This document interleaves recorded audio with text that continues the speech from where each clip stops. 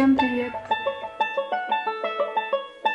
Шоу керек текстурасы ыңғайынса күшті прям. Сырттардың барлығын кремдерін жағып дайындап қойдым. Всем привет! Бүгін бенто торт дайындаймыз. Кеттік. Тақсырғанда дайындайтын қазақпыз. Алдымен шашын жинаймыз. Отырып пісірем ба? Не істеймін? Бит пісірем.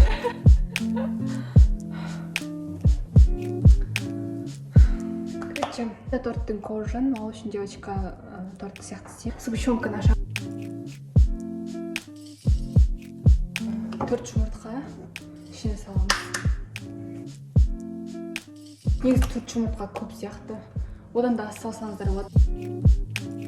Все енді разрыхлительмен онды араластырып ішіне саламыз. Осындай шай ыдыстың кішкене толтыру керек.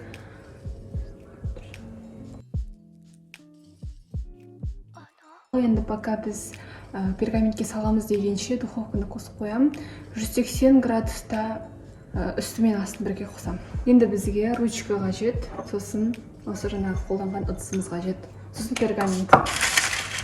Пергаменттің үстіне ыдысымызды қоямыз, сосын соны айналдырып сызып шығамыз.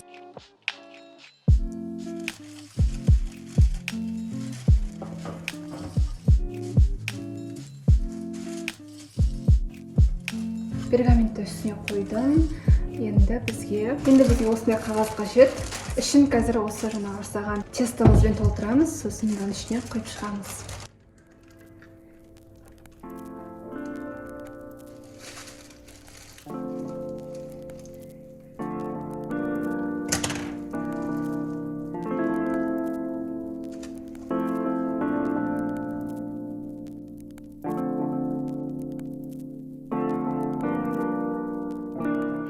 Бұзырге кетті, бетінде енді духовкеге саламыз.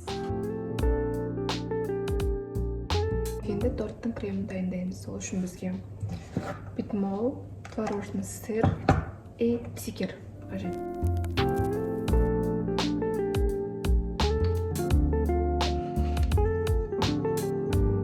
Бірінші сливки мен сахарды араластырып аламыз. Сосын кішкене көтерілгеннен кейін творожный сырды қосамыз. Сливкеміз кішкене өстіп қоюланғаннан кейін барып творожный сырды қосамыз.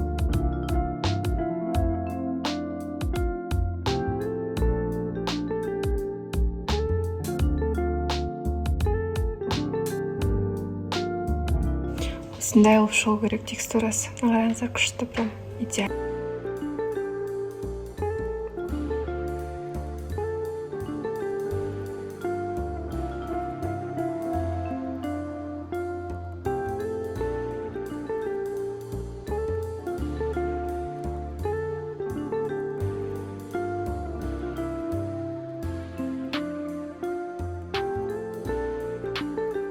Сырттардың барлығын кремдерін жағып дайындап қойдым.